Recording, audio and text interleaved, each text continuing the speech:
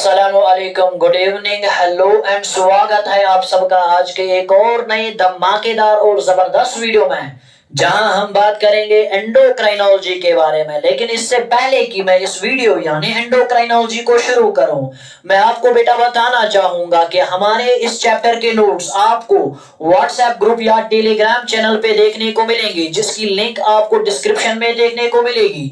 तो चलो बेटा शुरू करते हैं आज का लेक्चर यानी एंडोक्राइनोलॉजी के बारे में थोड़ी सी गुफ्तगू कर लेते हैं। चलो, जब भी हम एंडोक्राइनोलॉजी के बारे में पढ़ेंगे, इससे पहले कि हम एंडोक्राइनोलॉजी के बारे में पढ़ें, मैं बेटा आपको एक टर्म से रूबरू कराना चाहूंगा। मैं आपको सबसे पहले मेरी जान ग्लैंड्स के बारे में थोड़ी सी इंफॉर्मेशन देना चाहूंगा।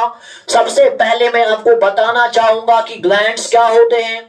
अब जरा गौर से देखना कि ग्लैंड होता क्या है, क्योंकि जब तक आपको इस टर्म यानी ग्लैंड के बारे में पता ना हो, ये मुमकिन ही नहीं है कि आप एंडोक्राइनोलॉजी को अच्छे से समझ पाओ। सबसे पहले हम देखेंगे कि जो टर्म ग्लैंड है ना मेरी जान, ये जो टर्म ग्लैंड है, it is derived from the Latin word. याद रख लेना बाबा, जो टर्म ग्लैंड है it is derived from Latin word. Latin word, और कौन सा लैटिन वर्ड? तो बाबा आप याद रखेंगे ग्लैंड्यूला। याद रखेंगे बाबा ग्लैंड्यूला। तो सबसे पहला इंपॉर्टेंट पॉइंट जो मैंने आपके बोर्ड पे छापा वो ये है कि जो टर्म ग्लैंड है ना, it is derived from the Latin word glandula. अब सर ग्लैंड्यूला से क्या मुराद? ग्लैंड्यूला से मुराद है बाबा एकॉर्न। ग्लैंडुला से मुराद है एकॉर्न। तो याद रखेंगे आप, gland is derived from the Latin word glandula which means acorn. अब सर ये एकॉर्न क्या होता है? आपने बाबा ओक ट्रीज का नाम तो सुना होगा, जो कि आप 9th और 11th क्लास में ही cell the basic unit of life में पढ़ते हैं, जहां पे आपको रॉबर्ट हुक का कॉन्सेप्ट पढ़ाया जाता है और बोला जाता है कि discovered dead cells from the cambium of the oak tree. वहीं पे मेरी जान मैं आपको बताता चलो कि ये जो ओक ट्री है ना, जो फैमिली फैगेसी से बिलोंग करता है, उसी ओक ट्री पे कुछ नट्स पाए जाते हैं। उन्हीं नट्स का नाम होता है acorn. Why the term gland is derived from glandula which means acorn? क्योंकि बेटा जो acorn की शेप होती है ना, वैसे ही हमारे बॉडी में ग्लैंड्स पाए जाते हैं। जरा मैं आपको acorn का स्ट्रक्चर बेटा दिखाता चलूं। तो बेटा आपके सामने स्लाइड है, अगर आप स्लाइड पे गौर से देखेंगे तो ये जो स्ट्रक्चर आपको दिख रहा है ना, these are the nuts, these are the acorns that are found on the oak trees। अब जैसा स्ट्रक्चर इस एकॉर्न का है ना, वैसा ही स्ट्रक्चर बाबा कहां देखने को मिलता है? वैसा ही स्ट्रक्चर मेरी जान देखने को मिलता है ग्लैंड्स का। यही टर्म हमने लिखी है कि the term gland has been derived, the term gland has been derived from the Latin word glandula which means acorn, जिसका मतलब होता है एकॉर्न। अब जो कि ग्लैंड्स की जो स्ट्रक्चर है, ग्लैंड्स का जो स्ट्रक्चर है, ग्लैंड्स की जो शेप है, वो बिल्कुल एकॉर्न से मिलती जुलती है, इसीलिए मेरी जान इनका नाम ग्लैंड्स रखा गया। अब जरा गौर से आगे सुनेंगे आप कॉन्सेप्ट को। अब कॉन्सेप्ट को आगे सुनेंगे, पहले ही हमने ये पॉइंट आपके सामने रखा कि जो टर्म ग्लैंड है ना, it is derived from the Latin word glandula which means acorn.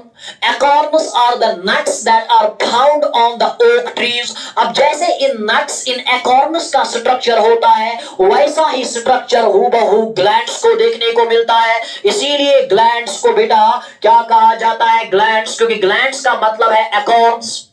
तो स्ट्रक्चर मिलने के कारण ही इनका नाम ग्लैंड्स रखा गया है। अब सर हमें बता दीजिए ना, अब हमें सर बता दीजिए ना कि ये ग्लैंड्स होते क्या है। जरा गौर से बेटा कॉन्सेप्ट को देखना, इसको थोड़ा हम ऊपर ले जाते हैं। अब जरा बेटा ग्लैंड्स की डेफिनेशन के बारे में अगर हम बात करेंगे तो remember glands are actually specialised organs. नजर बेटा बोर्ड की तरह बनाए रखना, जो ग्लैंड्स होते हैं ना, ये स्पेशलाइज्ड ऑर्गन्स होते हैं। बोलने का साफ मतलब यही है कि ग्लैंड्स ऑर्गन्स ही होते हैं, लेकिन इनका काम होता है मेरी जान to release some chemicals. Glands वो ऑर्गन्स होते हैं, ग्लैंड्स वो ग्रुप ऑफ सेल्स होते हैं जिनका काम होता है बाबा कुछ सबस्टेंसेस रिलीज करना, कुछ केमिकल्स रिलीज करना, and you know that all those chemicals are actually called as hormones.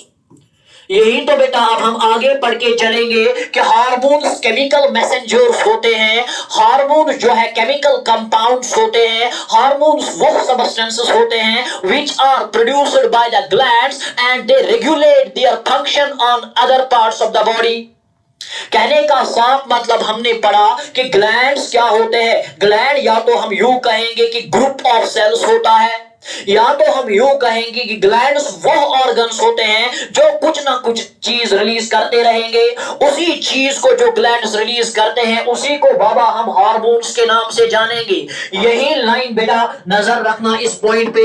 हमने कहा कि ग्लैंड्स वो स्पेशलाइज्ड ऑर्गन्स होते हैं जो कुछ केमिकल्स रिलीज कर देते हैं और जो कुछ सबस्टेंसेस रिलीज कर देते हैं। इन सबस्टेंसेस का नाम बाबा हार्मोन्स है। और हार्मोन्स की खासियत बेटा आपको पता है, नर्वस सिस्टम जिस तरह हमारे बॉडी को कंट्रोल करता है ना, उसी तरह हमारे बॉडी के फंक्शंस को रेगुलेट करने वाला एक सिस्टम है, and that system is called as endocrine system.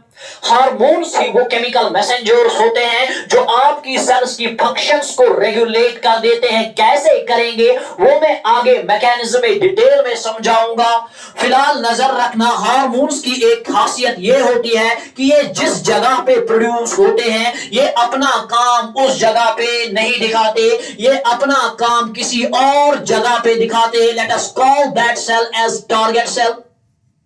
यानी हार्मोन्स वो केमिकल मैसेंजर्स होते हैं which are produced by glands, लेकिन ये अपना इफेक्ट कहां पे दिखाते हैं? बॉडी के किसी और अलग पार्ट में दिखाते हैं, और उस सेल जहां पे हार्मोन अपना इफेक्ट दिखाएगा उसे हम बाबा टारगेट सेल के नाम से जानेंगे।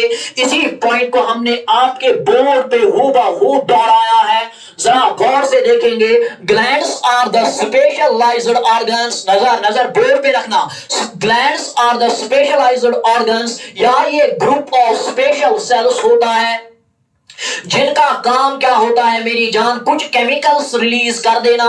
Glands are the group of specialised cells, या ये वो स्पेशल ऑर्गन्स होते हैं जिनका काम होता है मेरी जान सबस्टेंसेस प्रोड्यूस करना, जिनका काम होता है केमिकल मैसेंजर्स प्रोड्यूस करना, and we call those chemical messengers as hormones. और हार्मोन्स की एक खासियत ये होती है कि ये एक जगह पे प्रोड्यूस होते हैं लेकिन बॉडी के डिफरेंट पार्ट्स पे अपना असर दिखाती है। उसके बाद दूसरा पॉइंट मैंने आपके बोर्ड पे छापा कि जो टर्म ग्लैंड है it is derived from the Latin word glandula which means acorn. इस पॉइंट को भी हमने समझा। अभी तक सिर्फ दो पॉइंट्स हमने समझे। पहला पॉइंट कि जो ग्लैंड है ना सर, ये एक लैटिन टर्म से निकला है, ग्लैंडुला से, जिसका मतलब है एकॉर्न। और एकॉर्न्स एक्चुअली नट्स होते हैं जो ओक ट्रीज पे पाए जाते हैं, and oak trees belong to the family fagaceae. You know it, आपने बेटा प्लांट किंगडम में पढ़ा होगा और आपके लवर यानी 11th क्लास में। इसके बाद हमने दूसरा पॉइंट आपके सामने ये रखा कि जो ग्लैंड्स होते हैं ये स्पेशल ऑर्गन्स होते हैं। इन और ऑर्गन्स में एक ही फर्क होता है कि ये वो ऑर्गन्स होते हैं जो कुछ ना कुछ चीज रिलीज करते रहेंगे, कोई ना कोई सब्सटेंस रिलीज करते रहेंगे, कोई ना कोई केमिकल कंपाउंड रिलीज करते रहेंगे, and we call those chemical compounds as hormones. और हार्मोन्स को बाबा हम आगे जाके बड़ी डिटेल में पढ़ेंगे। फिलहाल हम नजर रखें मेरी जान ग्लैंड्स पे। अब जरा गौर से देखना बेटा, ये जो ग्लैंड्स होते हैं ना, मैंने अभी कहा कि जो ग्लैंड्स होते हैं ये हार्मोन सिक्रीट करते हैं, लेकिन बेटा नजर रखना ये जो ग्लैंड्स होते हैं ना तीन प्रकार के होते हैं, तीन टाइप्स के ग्लैंड्स होते हैं हमारे बॉडी में। यहीं पे बेटा आपके एंडोक्राइनोलॉजी को डिफाइन करने की पूरी कोशिश करूंगा। हमारे बॉडी में तीन किस्म के ग्लैंड्स होते हैं। नंबर 1 आर बाबा कॉल्ड एज एंडोक्राइन ग्लैंड्स। गौर से बेटा नजर रखना, number 1 are called as endocrine glands, number 2 are called as मेरी जान exocrine glands, and number 3 are बाबा कॉल्ड एज मेसोक्राइन ग्लैंड्स। अब मैं आपको समझाने के लिए बेटा बताता चलूं कि वो हार्मोन्स या वो ग्लैंड्स, लेट अस एज्यूम कीजिए बाबा ये आपके पास एक ग्लैंड है, और अगर ये ग्लैंड अपनी सिक्रीशंस को बाबा डक्ट्स के जरिए से किसी बॉडी के सरफेस पे पोर कर रहा है, यानी वो ग्लैंड जो अपनी सिक्रीशन को किसी बॉडी के सरफेस पे छोड़े with the help of ducts, those glands are बाबा called as exocrine glands. For example के तौर पे आपके बॉडी में पैरोटिड ग्लैंड है, और ये पैरोटिड ग्लैंड जो है अपनी सिक्रीशंस को बेटा माउथ में डाल देता है with the help of Stensen's duct. नाम तो सुना होगा। इसका मतलब है ना हमारे बॉडी में डिफरेंट किस्म के ग्लैंड्स होते हैं। कुछ ग्लैंड्स अपनी सिक्रीशंस को डायरेक्टली किसी सरफेस पे छोड़ देती है या किसी कैविटी में छोड़ेंगी। वो ग्लैंड जो अपनी सिक्रीशंस को ब्लड के बजाय किसी सरफेस पे छोड़े, किसी कैविटी में छोड़े with the help of ducts, those glands are बाबा called as, those glands are मेरी जान कॉल्ड एज, शाबाश, those glands are called as exocrine gland. तो क्या होते हैं एक्सोक्राइन ग्लैंड्स? आप मुझे बताएंगे कि एक्सोक्राइन ग्लैंड्स बाबा क्या होते हैं। अभी मैंने बोला कि एक्सोक्राइन ग्लैंड्स वो होते हैं which pour their secretion, बोलिए ना, which pour their secretion into the, शाबाश, which pour their secretion कहां पे मेरी जान? बॉडी सरफेस पे। वो ग्लैंड जो अपनी सिक्रीशन को किसी बॉडी सरफेस पे छोड़ेगी या अपनी सिक्रीशन को बॉडी के किसी कैविटी में छोड़ेगी, ऐसे ग्लैंड को बाबा हम एक्सोक्राइन ग्लैंड के नाम से जानते हैं। जैसे कि मैंने एग्जाम्पल के तौर पे बाबा आपको डाइजेस्टिव ग्लैंड्स के बारे में बताया, मैंने आपको पैरोटिड ग्लैंड के बारे में बोला और बोला कि पैरोटिड ग्लैंड अपनी सिक्रीशंस को माउथ में with the help of Stensen's duct छोड़ देता है।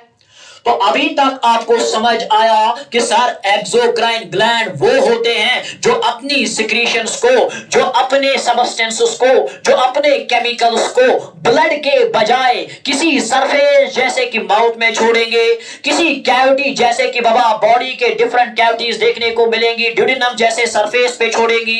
वो ग्लैंड जो अपनी सिक्रीशन को किसी बॉडी के सरफेस पे छोड़े ना, उसी को मेरी जान एक्सोक्राइन ग्लैंड के नाम से जाना जाता है।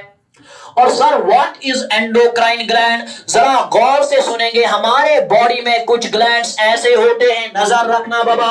लेट अस एज्यूम ये आपके पास ग्लैंड है, और ग्लैंड के इर्द गिर्द मेरी जान ये आपको सेल्स दिखाई देंगी, और इन्हीं सेल्स के दरमियान बाबा आपको ब्लड वेसल देखने को मिलेंगी, कैपिलरीज देखने को मिलेंगी।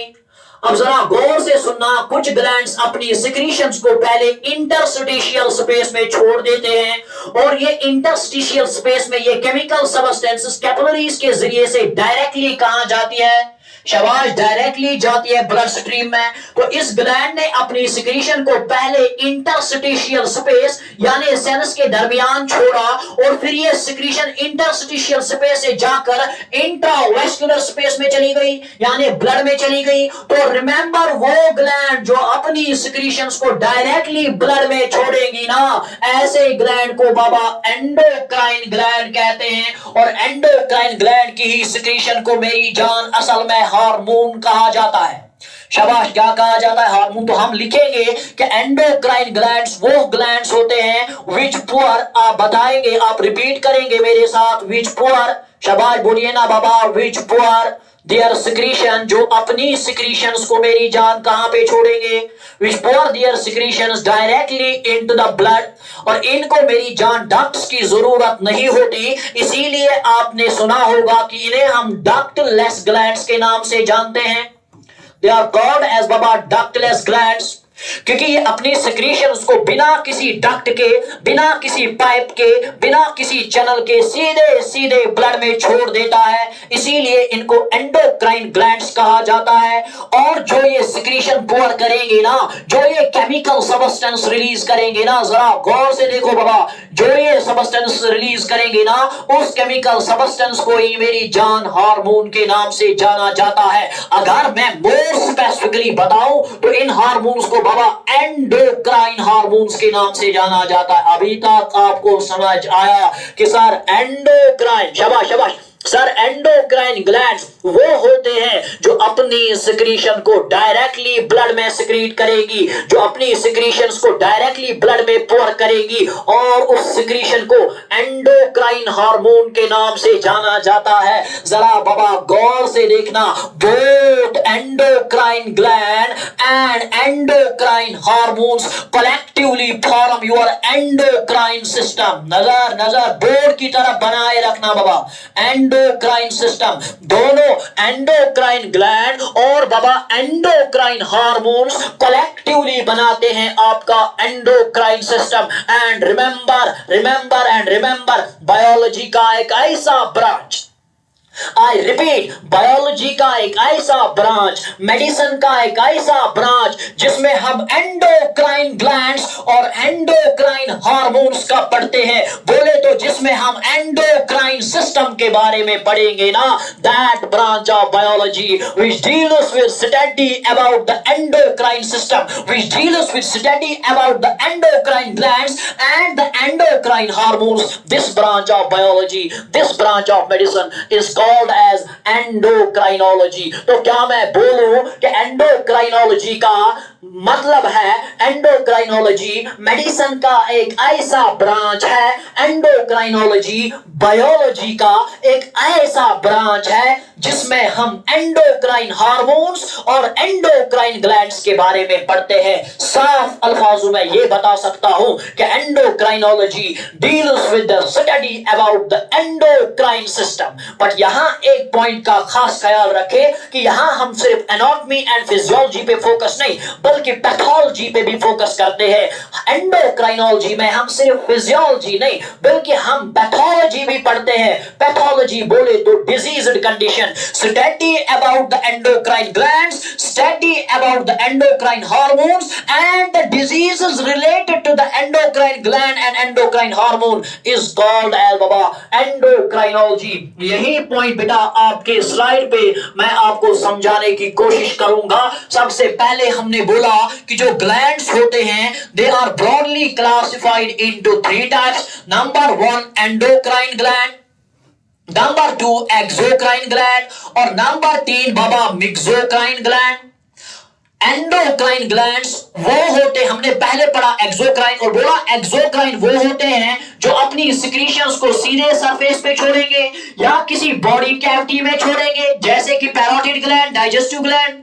इसके बाद हमने एंडोक्राइन ग्लैंड के बारे में पढ़ा और बोला कि एंडोक्राइन ग्लैंड्स वो होते हैं जो अपनी सिक्रीशंस को डायरेक्टली बाबा ब्लड में छोड़ेंगी without the help of any duct, इसीलिए इनको डक्टलेस ग्लैंड्स के नाम से जाना जाता है। और इन्हीं के सिक्रीशन को बाबा हार्मोन्स या एंडोक्राइन हार्मोन्स के नाम से जाना जाता है। इसके बाद बाबा स्लाइड नंबर 4 पे मैं अगर आपको ले जाऊं, यहीं पे मैंने आपको एंडोक्राइनोलॉजी डिफाइन की हुई है और बोला है कि एंडोक्राइनोलॉजी एक ऐसा ब्रांच है मेडिसिन का, एंडोक्राइनोलॉजी एक ऐसा नेटवर्क है ग्लैंड्स का जो हार्मोन सिक्रीट करेंगी ब्लड में। यही तो होता है ना कि endocrinology deals with study about the endocrine glands and the endocrine hormones, not only their structure and function but also their pathology. इनके डिजीजेस के बारे में भी पढ़ना बाबा क्या कहलाता है, एंडोक्राइनोलॉजी।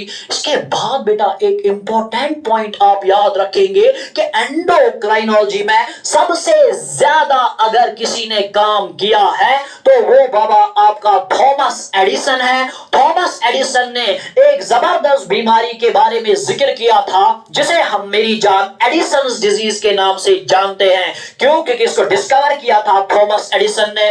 अब ये एडिसन्स डिजीज क्या होती है, फिर से बता रहा हूं कि एंडोक्राइनोलॉजी में सबसे ज्यादा काम किसने किया, थॉमस एडिसन ने।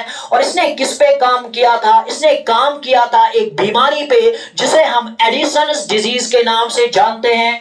एडिसन्स डिजीज को हम प्राइमरी एड्रिनल इनसफिशिएंसी के नाम से जानते हैं, जिसको हम डिजीजर पोर्शन में बड़े डिटेल में पढ़ेंगे।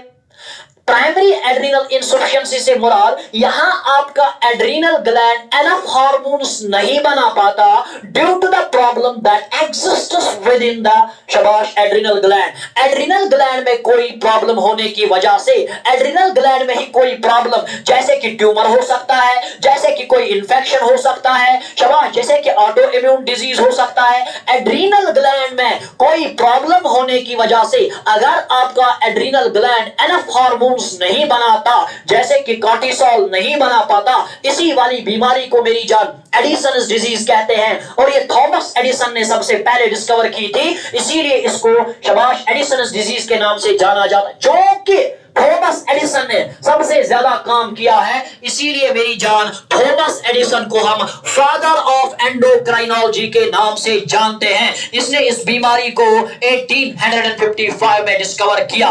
इसके बाद हम हार्मोन्स को बड़े डिटेल और बड़े शिद्दत के साथ पढ़ेंगे, लेकिन फिलहाल यहां तक मैं लेक्चर को अगर समराइज करूं तो अभी तक मैंने कहा कि सबसे पहले एंडोक्राइनोलॉजी समझने के लिए हमें समझना पड़ेगा कि ग्लैंड किसको बोलते हैं। और हमने बोला कि glands are actually group of specialised cells, या मैं यूं कहूं कि glands are the special organs जिनका काम होता है मेरी जान शाबाश कुछ सबस्टेंसेस प्रोड्यूस करना, और उन्हीं सबस्टेंसेस को हम हार्मोन्स के नाम से जानते हैं। तो ग्लैंड तो आपको समझ आया कि ग्लैंड वो ऑर्गन्स होते हैं जो हार्मोन्स प्रोड्यूस करते हैं। ये ग्लैंड जो है एक लैटिन टर्म से निकली है जिसका मतलब है ग्लैंडुला, और ग्लैंडुला से मुराद एकॉर्न, और acorns are actually the nuts that are found on the oak tree.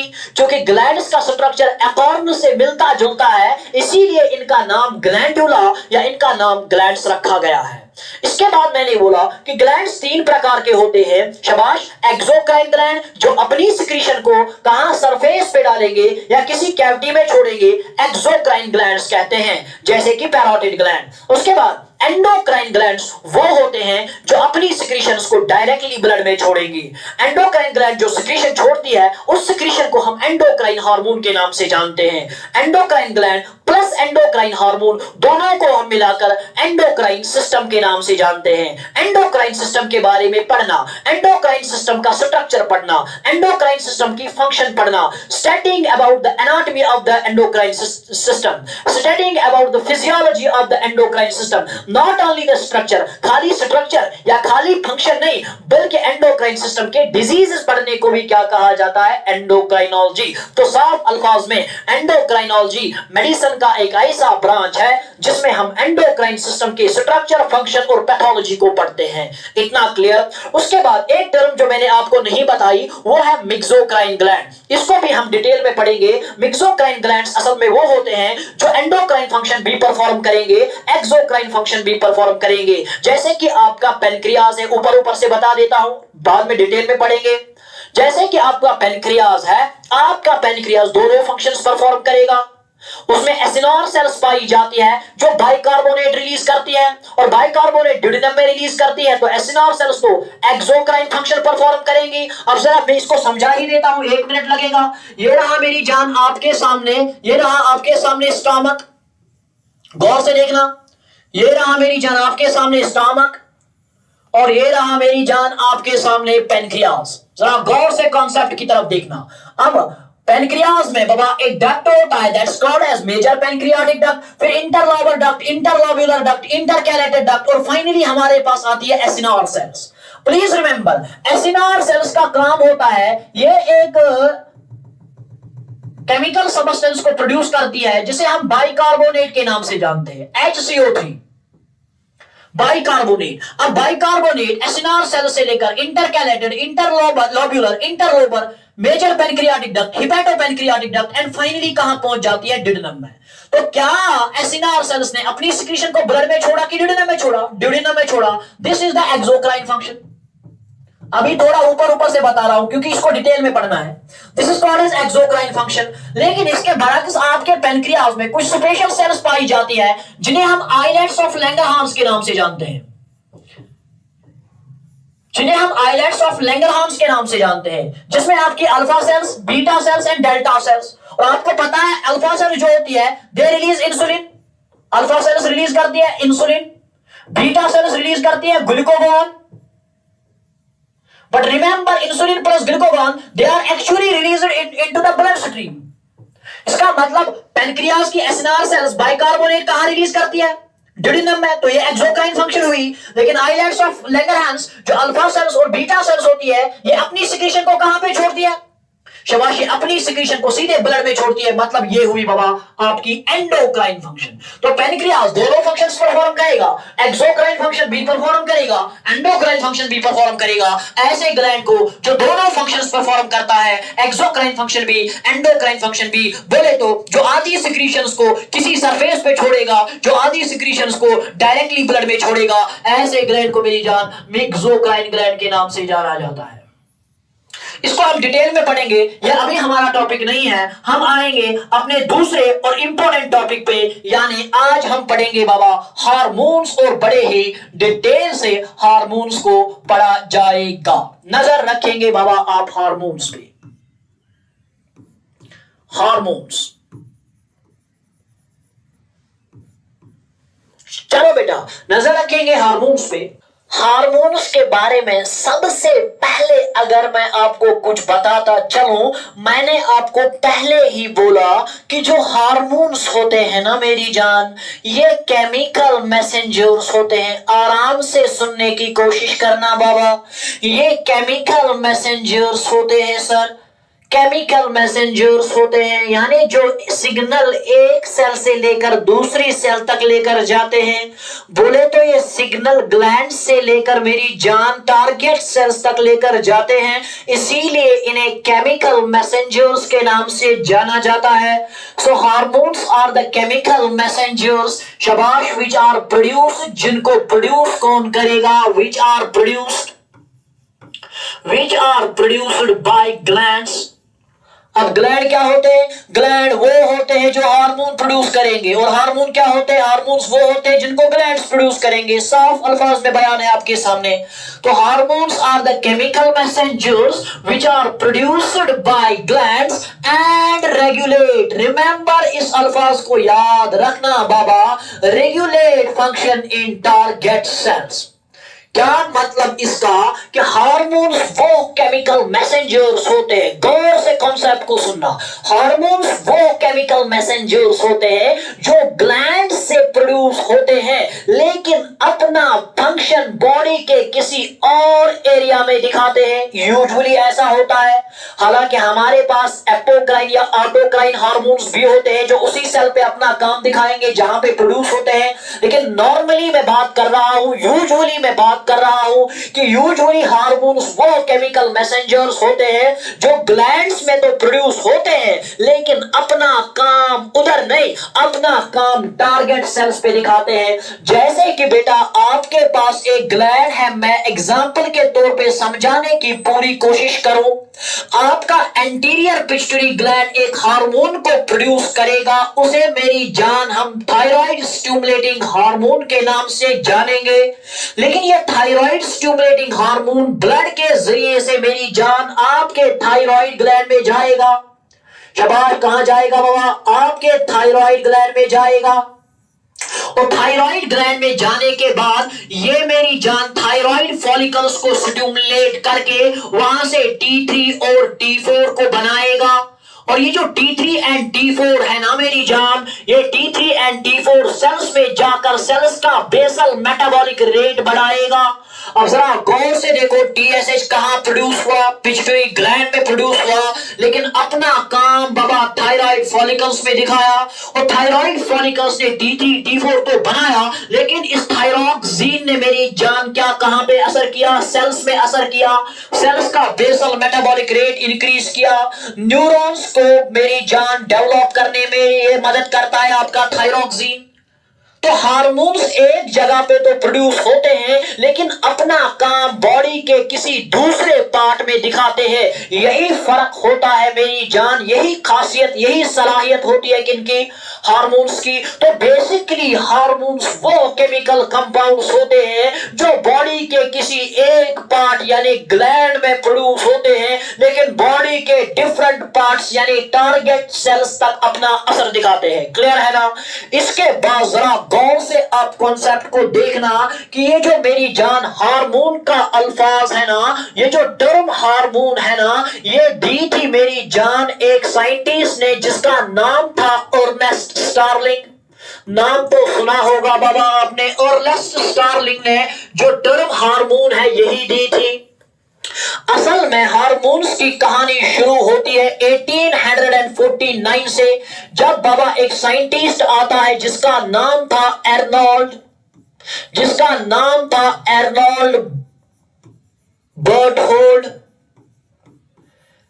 1849, फिर से सुनो बाबा, हार्मोन्स वो केमिकल मैसेंजर्स होते हैं जो बॉडी के किसी एक पार्ट में प्रोड्यूस होते हैं, यानी ग्लैंड्स में प्रोड्यूस होते हैं, लेकिन अपना असर बॉडी के दूसरे पार्ट में दिखाते हैं। जिस पार्ट में, जिस सेल में हार्मोन अपना असर दिखाएगी उसे टारगेट सेल के नाम से जाना जाता है। उसके बाद मैंने बोला कि ये जो टर्म हार्मोन है ना, ये बैलिस एंड स्टार्लिंग ने, बैलिस ने नहीं, ये खाली अर्नेस्ट स्टार्लिंग ने दी थी मेरी जान। कब? 1902 में। Remember it was coined in 1902।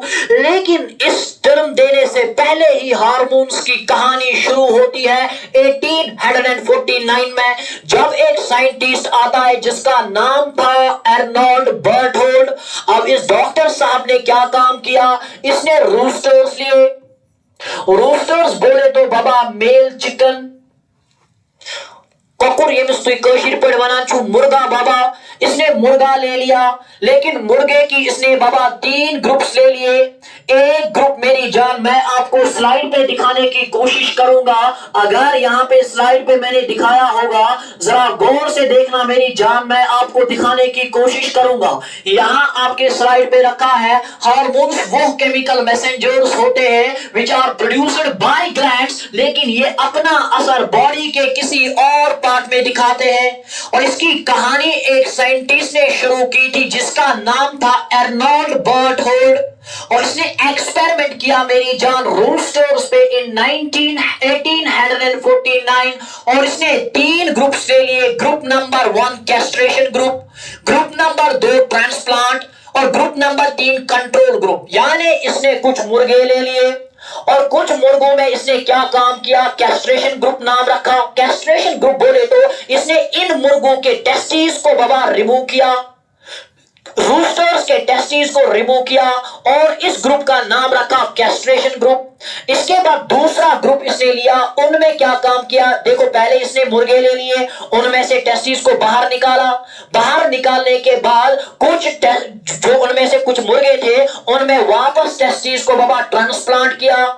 Late us assume अगर इसने 20 मुर्गे ले लिए, 20 रोस्टर्स ले लिए, 20 रोस्टर्स में से बाबा इसने क्या काम किया, इसने 10 में से मेरी जान क्या किया, टेस्टिस को रिमूव किया। और 10 में से मेरी जान मैंने कितनी पॉपुलेशन ली, 20 रूस्टर्स ले लिए। 20 रूस्टर्स में से इसने क्या काम किया, 10 रूस्टर्स के मेरी जान टेस्टिस को बाहर निकाला। और टेस्टिस को बाहर निकालने के बाद इसने 5 रूस्टर्स में वापस टेस्टिस को ट्रांसप्लांट किया, और इन्हीं 5 रूस्टर्स को इसने नाम रखा ट्रांसप्लांट्स। तो आप देखो 20 तो लिए थे और 10 को बाहर निकाले थे। जिनको बाहर निकाला उनको क्या नाम रखा, 10 को बाहर निकाला, 10 में से क्या 5 को वापस ट्रांसप्लांट किया, तो 5 को क्या कहेंगे, ट्रांसप्लांट्स।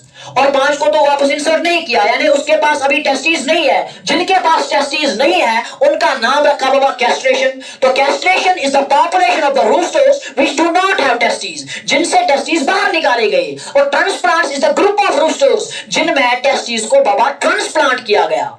अब जो 10 रहे थे ना बाकी, जिनके साथ इन्होंने छेड़ा ही नहीं था, यानी जिनके टेस्टिस को बाहर निकाला ही नहीं था, उनको हम कहेंगे मेरी जान कंट्रोल ग्रुप। देखो 3 ग्रुप्स में आपको स्लाइड पे दिखाने की कोशिश करूंगा। 3 ग्रुप्स इसने ले लिए, group number A, group number B and group number C. Let us assume बाबा इसने 20 पॉपुलेशन, एज्यूम कर रहा हूं मैं 20 पॉपुलेशन ले ली, 20 रूस्टर्स ले लिए। अब गौर से देखिए 20 में से इसने 10 के साथ छेड़ा ही नहीं, इनके साथ कुछ भी इंटरवेंशन नहीं किया, लेकिन जो 10 बचे थे ना, इन 10 के टेस्टिस इसने रिमूव कर दिए। अब जरा गौर से देखना, 10 के टेस्टिस रिमूव किए। अब 10 के टेस्टिस रिमूव करने के बाद इसने 5 रूस्टर्स में टेस्टिस को मेरी जान ट्रांसप्लांट किया।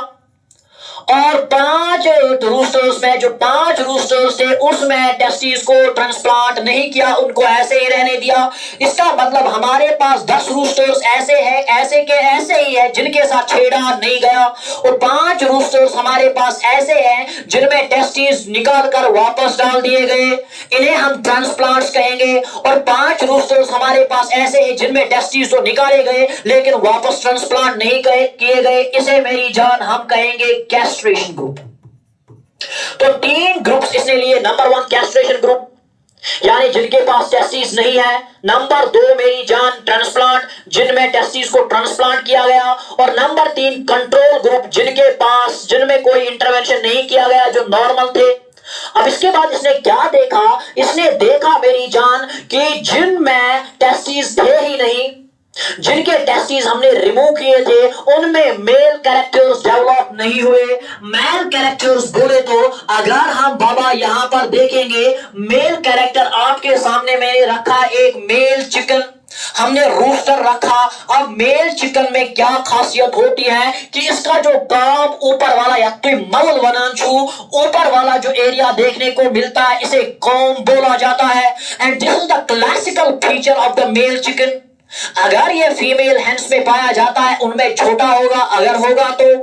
अदरवाइज मेल चिकन में इसका साइज बड़ा होता है, लार्ज होता है। और उसके बाद नीचे इसके गर्दन पे जो आपको लाल कलर का दिखाई देता है, इसे वैटल कहा जाता है। These two are the basic characteristics of the male chicken.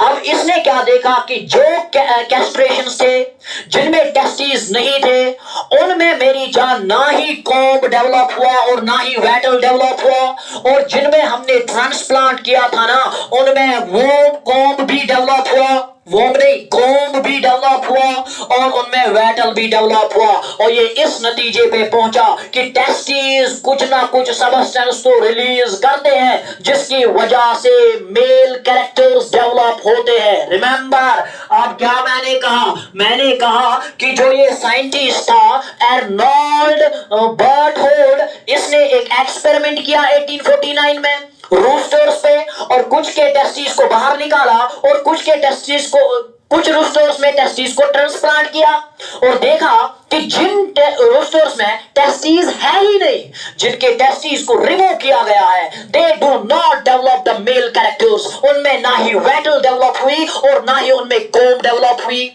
लेकिन जिनमें टेस्टिस को वापस ट्रांसप्लांट किया गया, उनमें कॉम्ब भी डेवलप हुई, उनमें मेरी जान वैटल भी डेवलप हुई। तो ये इस नतीजे पे पहुंचा कि जो टेस्टिस है ना मेरी जान, ये कुछ ना कुछ सबस्टेंस तो प्रोड्यूस करते हैं, जिसके वजह से बाबा कॉम्ब भी डेवलप होती है और वैटल भी डेवलप होती है।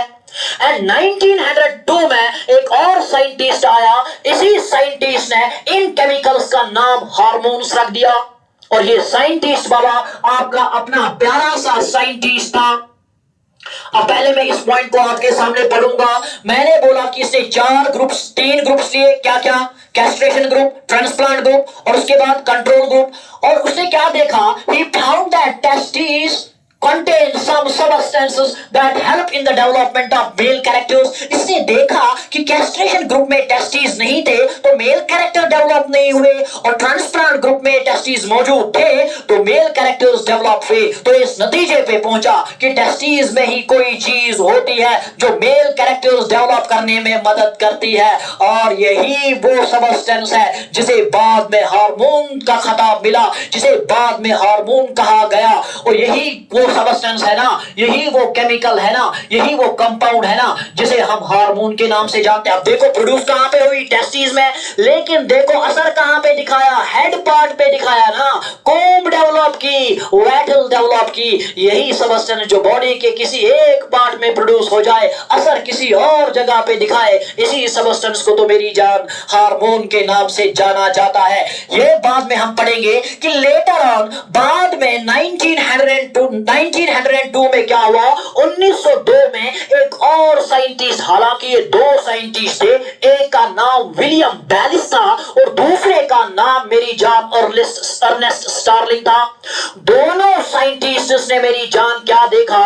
दोनों साइंटिस्ट्स ने देखा कि स्मॉल इंटेस्टाइन, प्रॉपरली बोले तो ड्यूडिनम से एक हार्मोन प्रोड्यूस होता है, and that hormone is called as मेरी जान secretin. which are actually produced by the enteroendocrine cells of the duodenum, या मैं यूं कहूं which is produced by the Brunner's gland। आपने सुना होगा बाबा मेरी जान नजर रखो ना, ये रहा बाबा आपके सामने स्टमक और ये रहा मेरी जान आपके सामने ड्यूडेनम। गौर से देखना, superior flexure, inferior flexure, duodenojejunal flexure, मुझे इसके बारे में बात नहीं करनी। जरा गौर से देखना, ये जो ड्यूडिनम होता है ना, इसके सब म्यूकोसा में एक ग्लैंड देखने को मिलता है जिसे दुनिया ब्रूनर्स ग्लैंड के नाम से जानती है। अब ये ब्रूनर्स ग्लैंड जो होता है ना, जिसे हम ड्यूडिनल ग्लैंड के नाम से भी जानते हैं, it is made up of some special cells called as enteroendocrine cells. It is made up of some special cells called as enteroendocrine cells, और यही enteroendocrine cells रिलीज करती है एक hormone that is called as secretin। ये एक hormone release करती है that is called as secretin। और यही देखा 1902 में एक साइंटिस्ट ने जिसका नाम था मेरी जान स्टार्लिंग। तो स्टार्लिंग ने क्या देखा कि स्मॉल इंटेस्टाइन्स के ब्रूनर्स ग्लैंड में एक हार्मोन प्रोड्यूस होता है जो अपना असर मेरी जान गॉल ब्लेडर पे दिखाता है। तो सिक्रेटिन असल में गॉल ब्लेडर को स्टिमुलेट कंट्रैक्ट कराकर वहां से बाइल को निकाल देता है। तो क्या मैं हक के साथ बोलूं कि स्मॉल इंटेस्टाइन से तो कोई ना कोई चीज रिलीज हुई, ब्रूनर्स ग्लैंड ने कोई चीज रिलीज की, लेकिन इस चीज ने, इस सब्सटेंस ने अपना असर स्मॉल इंटेस्टाइन पे नहीं, अपना असर गॉल ब्लेडर पे दिखाया। क्या मैं इसी सब्सटेंस को हार्मोन कहूंगा ना, क्योंकि substances are produced, hormones are produced by the glands like the Brunner's gland. Substances or hormones are produced by the glands, but they show their effect on the other part of the body like gallbladder। यहां देखो, Brunner's gland ने secretin produce किया, लेकिन secretin ने अपना असर gall bladder पे दिखाया। तो क्या सिक्रेटिन हार्मोन हुआ? हाँ सर हुआ। और इसी हार्मोन को मेरी जान 1902 में William Bayliss and Ernest Starling ने डिस्कवर किया था। और इसीलिए मेरी जान ये जो टर्म है हार्मोन है वो किसने दी थी? अर्नेस्ट स्टार्लिंग ने। सबसे पहले टर्म हार्मोन अर्नेस्ट स्टार्लिंग ने 1902 में इस्तेमाल की थी। तो अगर मैं आपसे सवाल पूछूं, बताओ सबसे पहला कौन सा हार्मोन प्रोड्यूस हुआ, तो आप याद रखेंगे secretin is the first hormone that was discovered by William Bayliss and Ernest Starling in 1902। Remember कुछ किताबें 1905 भी दिखाती है, हालांकि 1902 में ही इस चीज का इस्तेमाल हुआ था। बाद में 1905 में लेक्चर के दौरान, यूनिवर्सिटी लंदन में पढ़ा रहे थे, तो वहां लेक्चर के दौरान भी इस टर्म का इस्तेमाल किया गया था। ओरिजिनली इस टर्म को इस्तेमाल किया गया था 1902 में। इसी को आपके सामने एक स्लाइड के दौरान समझाने की पूरी कोशिश करूंगा। ये रहा बाबा आपके सामने स्लाइड, तो गायब हो गई। ये रहा मेरी जान आपके सामने slide. Later on in 1902, Ernest Starling also found that some chemicals released from the small intestine stimulate the gallbladder, and Ernest called these substances as hormones. Therefore, the term hormone was coined by Ernest Starling. This is the first hormone that was discovered by William Ballis and Ernest Starling. Very good. इसके बाद हम आएंगे बाबा बहुत ही important topic, यानी classification of hormones, और इख्तिताम करेंगे यहीं पे एंडोक्राइनोलॉजी का फर्स्ट पार्ट। दूसरे पार्ट में फिर डिटेल में डिस्कस करेंगे। फिलहाल पढ़ेंगे हम क्लासिफिकेशन। हार्मोन्स के कितने टाइप्स हैं? Remember, based on their origin कि हार्मोन्स बनते कहां से है। एक तो ग्लैंड तो प्रोड्यूस करेगा, लेकिन ग्लैंड में किस चीज से बनेगा? Or based on the origin, glands are broadly classified into 4 main types. Number 1 are called as amino acid derivatives. Number 2 are called as peptide hormones. Number 3 are called as steroids. And number 4 are called as eicosanoid hormones. This is very important. Eicosanoid hormones, जिसके बारे में थोड़ा पढ़ाया जाता है, लेकिन हम इसको अच्छे से पढ़ने की कोशिश करेंगे। तो हार्मोन्स के कितने टाइप्स है बाबा? 4 amino acid derivatives, number 2 peptide hormones, number 3 मेरी जान स्टेरॉइड्स, एंड नंबर 4 इकोसेनॉइड हार्मोन्स। हालांकि अलग क्लासिफिकेशन भी है, water soluble and lipid soluble, वो हम बाद में देखेंगे। फिलहाल इस क्लासिफिकेशन पे नजर रखें।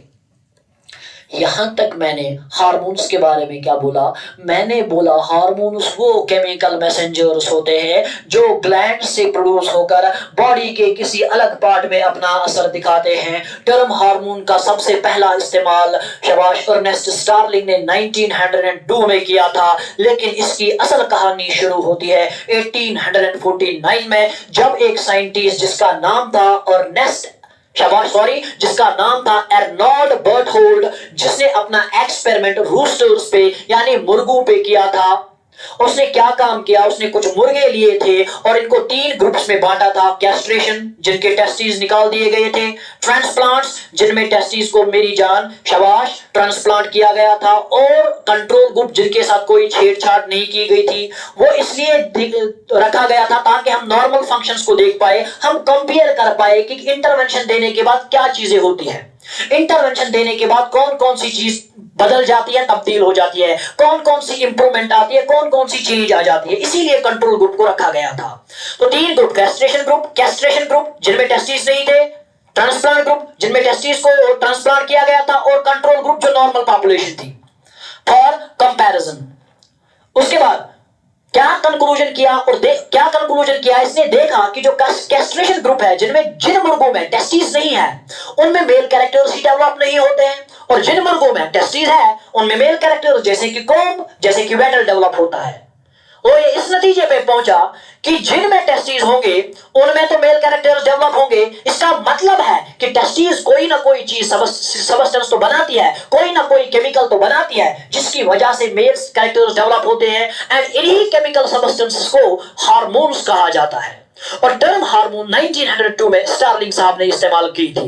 अब ये जो हार्मोन्स है 4 किस्म के होते हैं। Amino acid derivatives, number 2 peptide hormones, number 3 steroid hormones, and number 4 मेरी जान इकोसेनॉइड हार्मोन्स। तो चलो बेटा शुरू करते हैं। सबसे पहले हम पढ़ेंगे आपके एमाइनो एसिड डेरिवेटिव्स।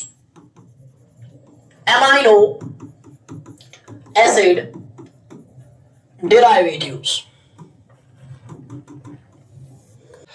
तो जब हम अमाइनो एसिड डेरिवेटिव्स के बारे में बात करेंगे, देखो नाम से ही बाबा पता चल रहा है ना, अमाइनो एसिड डेरिवेटिव्स वो हार्मोन्स होते हैं, ये वो हार्मोन्स होते हैं बाबा which are derived, which are शाबाश नाम से ही पता चल रहा है, which are derived from amino acids.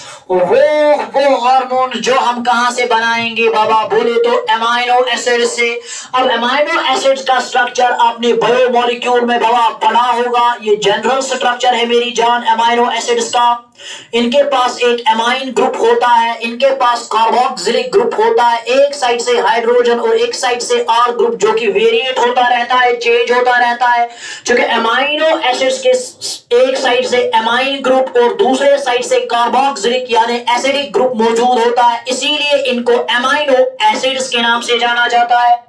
देखिए अमाइनो एसिड का जनरल स्ट्रक्चर आपके सामने है कि एक साइड से अमाइन ग्रुप, दूसरे साइड से मेरी जान कार्बोक्सिलिक ग्रुप, इसीलिए इनको अमाइनो एसिड का नाम दिया जाता है। उसके बाद आर ग्रुप चेंज हो जाता है, किसी में आर एच होता है, किसी में आर सी एच 2OH होता है। तो इस प्रकार से हमारे पास बहुत सारे अमाइनो एसिड्स हैं। अमाइनो एसिड से जो निकलेगा हार्मोन, अमाइनो एसिड से जो हार्मोन बनाया जाएगा, उसी हार्मोन को मेरी जान क्या कहते हैं, अमाइनो एसिड डेरिवेटिव्स। अब यहां पे असल में क्या किया जाता है, यहां पे अमाइनो एसिड्स की डिकार्बोक्सिलेशन की जाती है, यानी अमाइनो एसिड से एक कार्बन डाइऑक्साइड मॉलिक्यूल रिमूव किया जाता है। Removal of carbon dioxide is called as decarboxylation. अगर आप अमाइनो एसिड से डिकार्बोक्सिलेशन करोगे या अमाइनो एसिड्स को मॉडिफाई करोगे बाय मॉडिफाइंग और डिकार्बोक्सिलेशन ऑफ अमाइनो एसिड्स, जो हार्मोन्स हमें प्रोड्यूस होंगे, जो हार्मोन्स हम पैदा करेंगे, जो हार्मोन्स हम सिंथेसाइज करेंगे, उन्हीं को मेरी जान हम अमाइनो एसिड डेरिवेटिव्स के नाम से जाना जाता है। फॉर एग्जाम्पल के तौर पे हमारे थायराइड ग्लैंड में मेरी जान टायरोसिन मॉलिक्यूल है। मॉलिक्यूल क्या? टायरोसिन एमाइनो एसिड है। अगर आप देखेंगे टायरोसिन जो एमाइनो एसिड है, इससे हम बहुत सारे हार्मोन्स बना सकते हैं, जैसे कि एपिनेफ्रिन। काश वक्त होता मैं आपको अच्छे से समझा देता। आपको पता है एड्रीनल मेडुला में मेरी जान होता क्या है? एड्रीनल मेडुला में जो टायरोसिन मॉलिक्यूल होता है ना मेरी जान, वो कन्वर्ट होता है एल डोपा में with the help of an enzyme called as tyrosine oxidase। उसके बाद एल डोपा कन्वर्ट होता है डोपामाइन में with the help of another enzyme and that enzyme is मेरी जान called as डोपा डिकार्बोक्सिलेज। गौर से देखना, डोपा डिकार्बोक्सिलेज यानी अमाइनो एसिड यानी carboxyl group, carbon dioxide remove होगा। तो एड्रीनल मेडुला में क्या होगा? सबसे पहले टायरोसिन कन्वर्ट होगा एल डोपा में, और एल डोपा कन्वर्ट होगा डोपामाइन में, और dopamine is converted into epinephrine. Dopamine is converted into epinephrine or norepinephrine with the help of another enzyme and that enzyme is called as PENMT। यहां जरूरी आपको याद नहीं रखना है, लेकिन फिर भी बता रहा हूं समझाने के लिए। देखिए एड्रीनल मेडुला में जब आप किसी स्ट्रेसफुल कंडीशन से गुजर रहे होंगे, जब आप किसी एंजाइटी से गुजर रहे होंगे, तब जाके आपका एड्रीनल मेडुला नर्वस सिस्टम की वजह से एक्टिवेट हो जाएगा और नर्वस सिस्टम स्प्लैंक्निक नर्व के जरिए से सिग्नल एड्रीनल मेडुला को भेजेगा। देखो जब आप स्ट्रेसफुल कंडीशन में होते हैं, आपका सिंपैथेटिक नर्वस सिस्टम सिग्नल मेरी जान ब्रेन से स्पाइनल कॉर्ड, और स्पाइनल कॉर्ड से एक नर्व निकल कर आती है कॉल्ड स्प्लैंक्निक नर्व। वो नर्व मेरी जान सीधे एड्रीनल मेडुला तक जाती है और वहां पे इसको एक्टिवेट कर देती है। जो ही आपका एड्रीनल मेडुला एक्टिवेट होता है तो टायरोसिन कन्वर्ट हो जाता है एल डोपा में with the help of an enzyme called as tyrosine oxidase. Tyrosine oxidase. उसके बाद एल डोपा कन्वर्ट हो जाता है into dopamine with the help of another enzyme called as, शाबाश, with the help of another enzyme called as dopa decarboxylase. उसके बाद जो dopamine बना ये आल्सो कन्वर्ट हो जाता है एपिनेफ्रिन में with the help of another enzyme called as PENMT. PENMT बोले तो फिनाइल, नाम याद रख लेना बड़ा, phenyl ethanolamine, phenyl ethanolamine and methyl transferase. नाम थोड़ा बड़ा है लेकिन मुझे उम्मीद है बाबा आप याद रखेंगे। Phenyl, phenyl ethanolamine and methyl transferase, PENMT, phenyl ethanolamine and methyl transferase. अब बताओ टायरोसिन से क्या बना? एपिनेफ्रिन बना ना। अब टायरोसिन से एपिनेफ्रिन बना, इसका मतलब अमाइनो एसिड से हार्मोन बना। अमाइनो एसिड से हार्मोन बनने को बोलते हैं मेरी जान अमाइनो एसिड डेरिवेटिव। एक ऐसा हार्मोन जो अमाइनो एसिड से बनेगा उसी हार्मोन को अमाइनो एसिड डेरिवेटिव कहा जाता है। ऐसा ही बिल्कुल मेरी जान आपके थायराइड ग्लैंड में होता है, जहां पे मेरी जान T3 और T4 बनता है। अब कहां इतना डिटेल में समझाऊं कि सबसे पहले आयोडीन आएगा, उसके बाद मेरी जान आयोडीन आपके थायराइड ग्लैंड में जाएगा, फिर आपका पिट्यूटरी ग्लैंड मेरी जान फिर आपका पिट्यूटरी ग्लैंड मेरी जान TSH रिलीज करेगा। TSH आपके थायराइड ग्लैंड में जाएगा और वहां पे थायरोग्लोबिन बनेगा। थायरोग्लोबिन में अमाइनो एसिड टायरोसिन होता है। टायरोसिन आयोडीन के साथ मिलकर मोनो आयोडोटायरोसिन और डाई आयोडोटायरोसिन बनाता है। फिर डाई आयोडोटायरोसिन और मोनो आयोडोटायरोसिन आपस में मिलकर T3 बनाता है और डाई आयोडोटायरोसिन आपस में मिलकर T4 बनाता है। आई नो आपको ये समझ यहाँ पे नहीं आएगा क्योंकि डिटेल्ड कांसेप्ट है बेटा। आपको थायराइड ग्लैंड में बहुत ही खिंचाव और बहुत ही डिटेल्ड एक्सप्लेनेशन के साथ पढ़ाऊंगा। फिलहाल इतना ही याद रखेंगे आप कि वो हार्मोन्स जो अमाइनो एसिड से बनेंगे उन्हें अमाइनो एसिड डेरिवेटिव्स के नाम से जाना जाता है। जैसे कि हमने देखा कि एपिनेफ्रिन टायरोसिन से बना, जैसे कि हमने देखा T3 और T4 भी टायरोसिन से बनता है। तो ये रहे आपके पास अमाइनो एसिड डेरिवेटिव्स। इसी तरह आपने एक और हार्मोन के नाम एक और हार्मोन का नाम सुना होगा हिस्टामाइन। तो बेटा याद रख लेना हिस्टामाइन जो है ना ये बनता है एक और अमाइनो एसिड से जिसका नाम है बाबा हिस्टिडीन, और ये बनता है इन मास्ट सेल्स। मास्ट सेल्स में ये वाला हार्मोन बनता है किस एमाइनो एसिड से, बोले तो हिस्टिडीन से।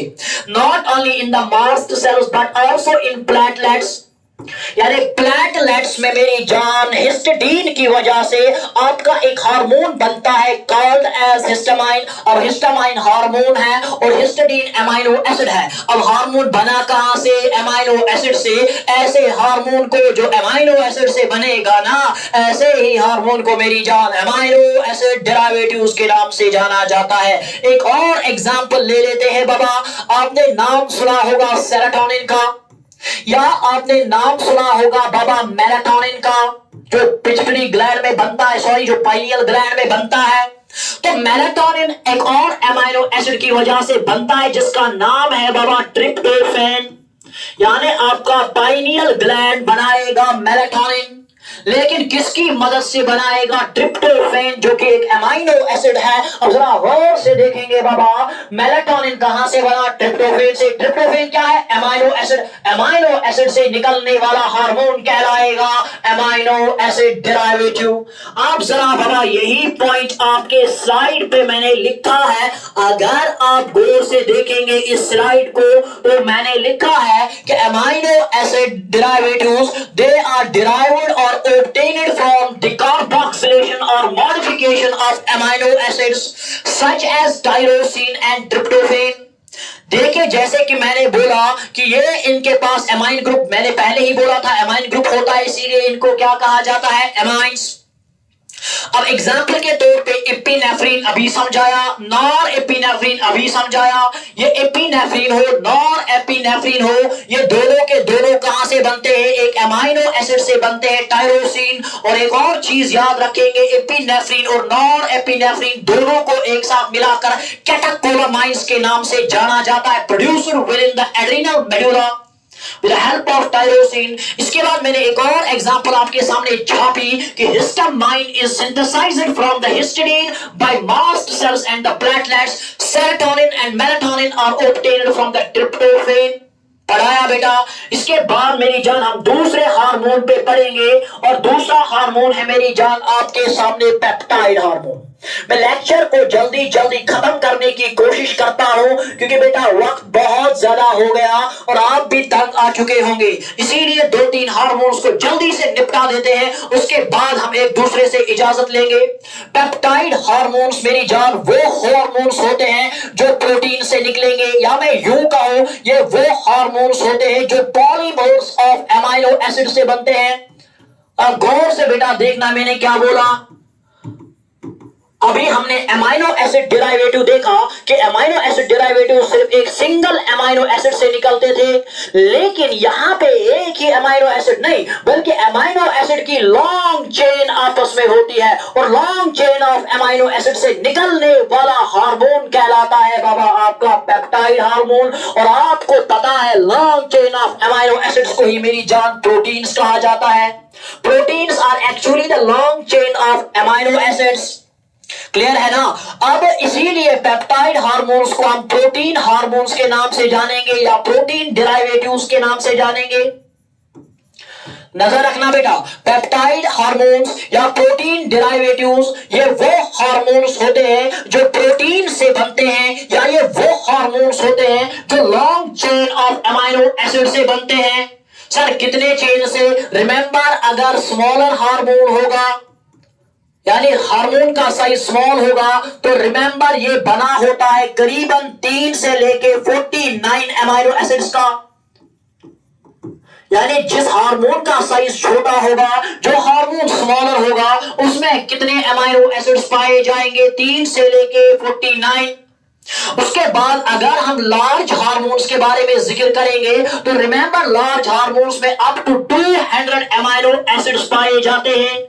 If the size of the hormone is smaller, it may contain 3 to 49 amino acids, while as large hormones are made up of approximately up to 200 amino acids। लेकिन मेरा यहाँ खास ख्याल रखना, मैंने कहा कि peptide hormones are also called as protein derivative, लेकिन यहाँ पे थोड़ा बहुत फर्क है कि जो पेप्टाइड हार्मोन्स होते हैं they are a bit smaller than the protein derivatives. इतना क्लियर। एक कॉल आ गई, मैं इसको कट करने की कोशिश करूंगा। हाँ शाबाश। तो शाबाश, पेप्टाइड हार्मोन्स या प्रोटीन हार्मोन्स वो होते हैं which are derived from the long chain of amino acids. अब या तो ये प्रोटीन डेरिवेटिव स्मॉल होगा तब जाके इसमें कितने अमाइनो एसिड्स होंगे, 3 से 49, और अगर ये हार्मोन लार्ज है तो इसमें कितने अमाइनो एसिड्स होंगे, very good, 200 amino acid. Sir example क्या है हमारे पास, रिमेंबर एग्जांपल याद रखेंगे बाबा आप। सबसे पहले आपके पास एग्जांपल इंसुलिन, दूसरे नंबर पे आपके पास एग्जांपल ग्लूकागॉन, तीसरे नंबर पे आपके पास एग्जाम्पल जो मैं ला रहा हूं वो बेटा आपके पास है anti diuretic hormone, anti diuretic hormone, anti diuretic hormone. और नेक्स्ट एग्जाम्पल जो मैं आपके सामने ला रहा हूं वो बेटा ऑक्सीटोसिन, ऑक्सीटोसिन। अब जरा गौर से सुनना, इंसुलिन ये पेप्टाइड या प्रोटीन डेरिवेटिव है, ग्लूकागॉन प्रोटीन या पेप्टाइड डेरिवेटिव है, एंटी डायूरेटिक हार्मोन पेप्टाइड या प्रोटीन डेरिवेटिव है, ऑक्सीटोसिन ये पेप्टाइड हार्मोन है। अब प्रोटीन और पेप्टाइड हार्मोन में कुछ खास अंतर नहीं है, बस फर्क is the number of amino acids. किसी में नंबर ऑफ अमाइनो एसिड ज्यादा होते हैं और दूसरे में नंबर ऑफ अमाइनो एसिड्स क्या होंगे, कम होंगे। यही चीज है मेरी जान आपको स्लाइड के जरिए से समझाने की कोशिश करूंगा। Peptide hormones are also called as protein derivatives as they are synthesized from the proteins और polymers of amino acids. Smaller peptide hormones may contain 3 to 49 amino acids and large peptide hormones may contain up to 200 amino acids. These amino acids are actually linked together by peptide bonds. ये हाँ आगे पढ़ेंगे। इसके बाद examples मैंने आपके सामने insulin रखी, इसके बाद एग्जाम्पल आपके सामने एंटी डायूरेटिक रखी, एग्जाम्पल आपके सामने शाबाश ऑक्सीटोसिन रखी। These three, insulin, anti diuretic hormone and oxytocin, they are peptide, while as protein derivatives जो होते हैं इसमें एग्जाम्पल है growth hormone and follicle stimulating hormone and luteinising hormone. Is that clear? चलो बाबा आगे बढ़ेंगे और नेक्स्ट हार्मोन को मेरी जान पढ़ेंगे। नेक्स्ट हार्मोन बहुत ही आसान है और आपके बोर्ड पे इस प्रकार स्टेरॉइड हार्मोन। गौर से बेटा नजर रखना, लेक्चर को इख्तिताम पे पहुंचाने वाले हैं। स्टेरॉइड हार्मोन्स वो होते हैं जो हम प्रोटीन से नहीं बल्कि मेरी जान कोलेस्ट्रॉल से बनाएंगे। वक्त बीत गया वरना मैं इस कॉन्सेप्ट की अभी के अभी धजिया उड़ा देता। बस फिलहाल थोड़ा नजर रखेंगे कि स्टेरॉइड हार्मोन्स वो होते हैं विच आर डिराइव्ड, जो कहां से डिराइव होंगे, कोलेस्ट्रॉल से। यानी ये प्रोटीन से नहीं बनते, ये अमाइनो एसिड से नहीं बनते, ये सीधे सीधे कहां से बनते, कोलेस्ट्रॉल से। अब हमें पता है जो हार्मोन प्रोटीन से बनेंगे ना उसके लिए ट्रांसक्रिप्शन होना जरूरी है, डीएनए का एमआरएनए में और एमआरएनए का प्रोटीन में कन्वर्ट होना जरूरी है। सेंट्रल डोग्मा बाबा आपने पढ़ा होगा। तो लेकिन स्टेरॉइड हार्मोन्स बनने के लिए प्रोटीन की जरूरत नहीं होती, इसीलिए यहां ट्रांसक्रिप्शन का कोई सिग्निफिकेंट रोल होगा, ट्रांसक्रिप्शन का मेरी जान कोई सिग्निफिकेंट रोल नहीं है। गौर से कॉन्सेप्ट को देखना। देखिए वो हार्मोन जो प्रोटीन से बनेंगे, हार्मोन बनाने के लिए, प्रोटीन हार्मोन बनाने के लिए प्रोटीन तो होना चाहिए। वो प्रोटीन आएगा कहां से? जब डीएनए कन्वर्ट एमआरएनए में होगा और एमआरएनए की ट्रांसलेशन होगी तब जाके प्रोटीन बनेगा। तो पहले ट्रांसक्रिप्शन होनी चाहिए। प्रोटीन कन्वर्ट, डीएनए किसमें कन्वर्ट होना चाहिए? एमआरएनए में, ट्रांसक्रिप्शन। उसके बाद एमआरएनए कन्वर्ट किसमें होना चाहिए? प्रोटीन में, ट्रांसलेशन। उसके बाद यही प्रोटीन से क्या बने, यही प्रोटीन क्या कहलाएगा मेरी जान? हार्मोन कहलाएगा। तो ये प्रोटीनेशियस हार्मोन बनाने के लिए ट्रांसक्रिप्शन और ट्रांसलेशन का होना जरूरी है। लेकिन जो कि स्टेरॉइड हार्मोन्स प्रोटीन से बनते ही नहीं है, ये प्रोटीनेशियस होते ही नहीं है, इसीलिए यहां पर ट्रांसक्रिप्शन और ट्रांसलेशन का कुछ खास किरदार नहीं है। एग्जाम्पल मेरी जान आपके सामने रखूंगा sex hormone. Sex hormones, sex hormones बोले तो मेल्स में टेस्टोस्टेरोन और मेरी जान फीमेल्स में specifically oestrogen. Very very good, oestrogen, they are your steroid hormones. इसके बाद एक और एग्जांपल मैं आपके स्लाइड पे ही आपको समझाने की कोशिश करूंगा। वो है कॉर्टिकोस्टेरॉइड्स, एड्रिनल मेडुला से निकलने वाले, एड्रिनल मेडुला से नहीं, एड्रिनल कॉर्टेक्स से। अब गौर से देखिए, स्टेरॉइड हार्मोन्स वो होते हैं जो कोलेस्ट्रॉल से डिराइव किए जाते हैं, इसीलिए यहाँ पे ट्रांसक्रिप्शन का कोई खास किरदार नहीं पाया जाता, जो अभी समझाया। अब एक और इंपॉर्टेंट पॉइंट छेड़ा है आपके बोर्ड पे, they are lipid soluble. Lipid soluble बोले तो ये लिपिड में डिसॉल्व होते, इसीलिए स्टेरॉइड हार्मोन्स प्लाज्मा मेम्ब्रेन को इजीली क्रॉस करते, because plasma membranes are made up of lipid bilayer. Plasma membrane lipid bilayer का बना होता है, और चूंकि स्टेरॉइड हार्मोन्स भी लिपिड्स के बने होते हैं, कोलेस्ट्रॉल के बने होते हैं, इसीलिए मेरी जान ये इजीली कहां से पास होते हैं? शाबाश, प्लाज्मा मेम्ब्रेन से। एग्जांपल बाबा sex hormones, testosterone and oestrogen. दूसरी एग्जांपल कॉर्टिकोस्टेरॉइड्स। ये आपके सामने एड्रिनल ग्लैंड है, और एड्रिनल ग्लैंड के दो पार्ट, ऊपर वाला कॉर्टेक्स कहलाता है और नीचे वाला मेरी जान मेडुला कहलाता है। और आपको मालूम है कॉर्टेक्स के 3 लेयर्स होते हैं, जोना, ग्लोमेरुलोसा। वक्त मेरे पास नहीं है, इसीलिए तेज तेज पढ़ा रहा हूं। दूसरा लेयर है बाबा जोना फेसिकुलेटा, जोना फेसिकुलेटा। और तीसरा हार्मोन है मेरी जान जोना रेटिकुलरिस। और आपको मालूम है जोना ग्लोमेरुलोसा रिलीज करता है मिनरलोकॉर्टिकॉइड, बोले तो एल्डोस्टेरोन, और जोना फेसिकुलेटा रिलीज करता है शाबाश ग्लूकोकॉर्टिकॉइड, बोले तो कॉर्टिसोल। और ये दोनों हार्मोन्स एल्डोस्टेरोन और कॉर्टिसोल बनाने के लिए जरूरत होता है बाबा आपकी सेल्स को कोलेस्ट्रॉल। यानी एड्रीनल कॉर्टेक्स की जो सेल्स है ना, वो तब तक मेरी जान कॉर्टिसोल, वो तब तक मेरी जान एल्डोस्टेरोन नहीं बनाएंगी जब तक वहां पे कोलेस्ट्रॉल अवेलेबल नहीं होगा। वो कोलेस्ट्रॉल को ही कन्वर्ट किस में कर देती है मेरी जान? Very very good, into aldosterone and cortisol. So these hormones are actually obtained और derived from the cholesterol, they are called as steroid hormones. So in nutshell, steroid hormones are those which are obtained from the cholesterol. Let us come to the last slide, and the last point we are going to discuss, that is your eccenide hormone. That is your eicosanoid hormone. Eicosanoid hormones क्या होते हैं मेरी जान? Eicosanoid, last line, eicosanoid, eicosanoid। Eicosanoid hormone क्या होता है? कौन बताएगा मुझे? कौन बताएगा और मुझे इकोसाइनाइड क्या होता है? इकोसाइनाइड हार्मोन्स वो होते हैं मेरी जान, याद रखना, जो एराकिडोनिक एसिड से प्रोड्यूस होंगे। Arachidonic, those hormones which are produced from the arachidonic acid, and you know arachidonic acid जो है ये polyunsaturated, this is a polyunsaturated fatty acid. अब यार इस चीज को क्या एक्सप्लेन करूं? 10th क्लास में बाबा आपने सोप्स एंड डिटर्जेंट्स के दौरान इस टॉपिक को पढ़ा होगा कि सोप्स कैसे बनती है। What are poly unsaturated fatty acids? Now poly unsaturated fatty acids में नंबर ऑफ कार्बन बहुत ज्यादा होता है, क्योंकि पॉली अनसैचुरेटेड है, नंबर ऑफ कार्बन बहुत ज्यादा होता है। अनसैचुरेटेड से मुराद इसमें डबल बॉन्ड पाया जाएगा, डबल बॉन्ड्स इसमें पाए जाएंगे। वेरी गुड, सैचुरेटेड होता तो सिंगल बॉन्ड्स होंगे। अब पॉली अनसैचुरेटेड, इसमें बहुत सारे कार्बन्स पाए जाते और कहीं ना कहीं पे यहाँ पे डबल बॉन्ड पाया जाता। लेकिन मेरी जान जरा गौर से सुने, एराकिडोनिक एसिड एक ऐसा पॉली अनसैचुरेटेड फैटी एसिड है जिसमें 20 कार्बन्स प्रेजेंट होते हैं। कितने का? एराकिडोनिक एसिड एक ऐसा पॉली अनसैचुरेटेड फैटी एसिड है जिसमें 20 कार्बन्स पाए जाते हैं। एंड 20 का मतलब होता है इकोस। 20 का मतलब क्या होता है? इकोस। इकोस बोले तो 20, इकोस से मुराद 20 कार्बन्स। और eicosanoid hormones are those hormones which are formed from the 20 carbon poly unsaturated fatty acid.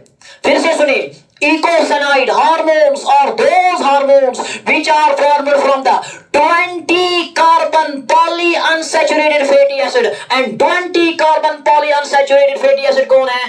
arachidonic acid. In simple terminology, वो हार्मोन जो arachidonic acid से बनाए जाएंगे, वो हार्मोन जो arachidonic acid से प्रोड्यूस किए जाएंगे, उन्हें हम eicosanoid हार्मोन्स के नाम से जानते हैं। चलो बाबा, यही आपके स्लाइड पे समझाने की कोशिश करूंगा। eicosanoid hormones क्या होते हैं? eicosanoid hormones are derived from the arachidonic acid, which is a polyunsaturated fatty acid containing 20 carbons. और दे आर वाटर सॉल्युबल, ये फेट सॉल्युबल नहीं होते, वाटर सॉल्युबल, प्लाज्मा मेम्ब्रेन को इजीली क्रॉस नहीं कर पाएंगे। एग्जाम्पल्स इसमें जो है मेरी जान, प्रोस्टाग्लैंडिन, इसका नाम सुना होगा बाबा, ये वैसोडाइलेशन में भी मदद करता है और यूट्राइन कंट्रैक्शंस में भी मदद करता है और बहुत सारी काम, ब्लड क्लॉटिंग में भी कई हद तक इसका रोल है। इसके बाद थ्रोम्बोक्सिन्स, वो मेरी जान हार्मोन्स होते हैं जो डायरेक्टली ब्लड क्लॉटिंग में मदद करते हैं। असल में ये प्लेटलेट एग्रीगेशन में मदद करते हैं। मैंने 1000 बार प्लेटलेट एग्रीगेशन पढ़ाया है। जब भी कोई इंजरी होती है, वैसो कंस्ट्रक्शन होती है, उसके बाद one will brand factors produce होते हैं जिसके कारण बहुत सारे प्लेटलेट्स इंजरी साइट पे आ जाते हैं, जिसे हम प्लेटलेट एग्रीगेशन के नाम से जानते हैं। और उनको एग्रीगेट करने के लिए थ्रोम्बोक्सिन्स हार्मोन बहुत इंपॉर्टेंट होता है। तो 2 एग्जांपल्स आप इंपॉर्टेंट याद रखेंगे। Eicosanoid hormones are those which are obtained, which are derived from the shabash, which are derived from arachidonic acid. Example 2, prostaglandin. Example number 2, very good, thromboxane. And example number 3, leukotrienes, which help in मेरी जान allergic responses. Eicosanoid hormones बनते कैसे हैं? They are produced by cyclooxygenase and lipooxygenase. मेरा ख्याल था कि आज के ही लेक्चर में lipooxygenase and cyclooxygenase पाथवे को खत्म करूं, लेकिन वक्त इजाजत नहीं दे रहा है। मैं आपसे इख्तिताम लेना चाहूंगा, इजाजत लेना चाहूंगा। दीजिए मुझे भी इजाजत और आप भी बेचिए अल्लाह के हवाले। मिलते हैं आपके साथ अगले आने वाले लेक्चर में। तब तक के लिए अल्लाह हाफिज एंड फी अमानिल्लाह।